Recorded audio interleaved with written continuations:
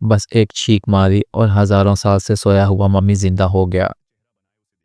लड़की ने आराम से उसको देखा। मम्मी दरवाजा खोल के बाहर आया और माफी मांगते हुए बोला कि उसने शीशा तोड़ दिया है। अडेला ने बोला, कोई बात नहीं, मैं खुद साफ कर लूंगी। मम्मी आहिस्ता आहिस्ता आगे बढ़ा और एक लड़की की तरफ देखा और फिर बोला कि दोनों बहुत मिलते जुलते हैं। अडेला ने बताया कि ये उसकी जुड़वा बहन है और उसने मम्मी को इसलिए जगाया ताकि वो मेरी बहन का इलाज कर सके। कुछ साल पहले मेरी बहन कोमा में चली गई। एक टेनिस बॉल उसके सर पे लगा जिससे वो नीचे गिरी और नीचे पड़ी हुई पिन उसके सर में चुभ गई। बहन मरी नहीं, लेकिन वो कोमा में चली गई। अदेला को बहुत पछतावा था। उसने दुनिया घूमी और बड़े बड़े डॉक्टरों से मिली, लेकिन फिर उसने सुना कि मिस्र के पुराने डॉक्टरों के पास मुर्दा को जिंदा करने की दवाई है। उसके बाद वो मिस्र पहुंची और वहाँ के लोगों की मदद से पुराने डॉक्टरों की कब्रें ढूंढी और वहाँ पे उसे एक दरवाज़ा मिला और वहाँ से काले रंग का पानी बह निकला। असली रास्ता ढूंढने के लिए उसने एक किताब निकाली और रेत एक बुक पर लगाई और जल्द ही उसे एक नया रास्ता मिल गया।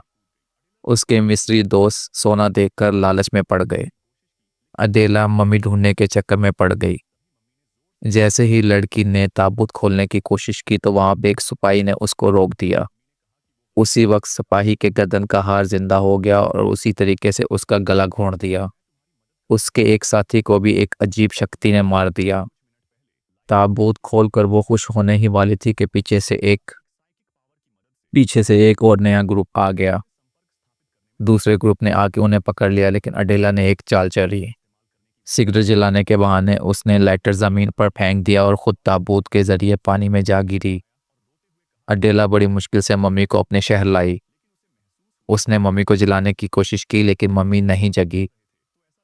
उसे लगा ये सब बकवास है, लेकिन तभी जोर से मम्मी ने चीख मारी।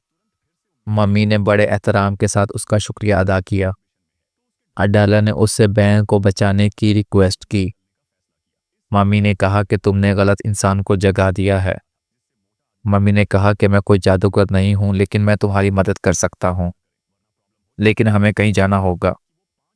मम्मी के जिंदा होने से पहले एक डॉक्टर ने मम्मी को जिंदा करने की कोशिश कर रहे थे। वो जिंदा करने में कामयाब होने ही वाले थे, लेकिन ज्यादा पावर की वजह से वहीं पे मर गए। अडेला इतनी परेशान थी कि उसे लगा प्रोजेक्ट फेल हो गया और रात रोते हुए डॉक्टर को गले लगाया और उसने कहा कि हो सकता है कि उसने कामयाब नहीं हुआ, लेकिन उसने उसकी बहन की जान बचाने की कोशिश की। मम्मी के जिंदा होने के बाद अडेला को फिर से उम्मीद पैदा हो गई। उसको पता चला कि फिरौन की मम्मी भी नेशनल एग्जीबिशन में है और उसके डॉक्टर भी वहीं पे होंगे और वह जल्दी से जल्द वहां पे जाना चाहती है।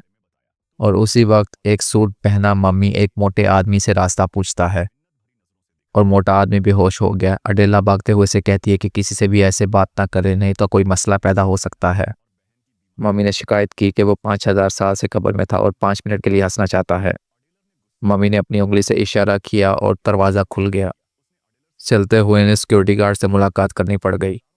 मम्मी ने एक मंत्र पढ़ा और गार्ड बेहोश हो गए और उसके बाद सोए हुए फिरौन से मुलाकात की।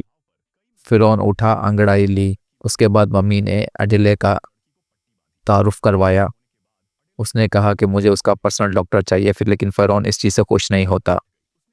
अडेला ने उसे अपनी बहन की तकलीफ के बारे में बताया और उसके बाद फिरौन इस चीज़ पे मान गया।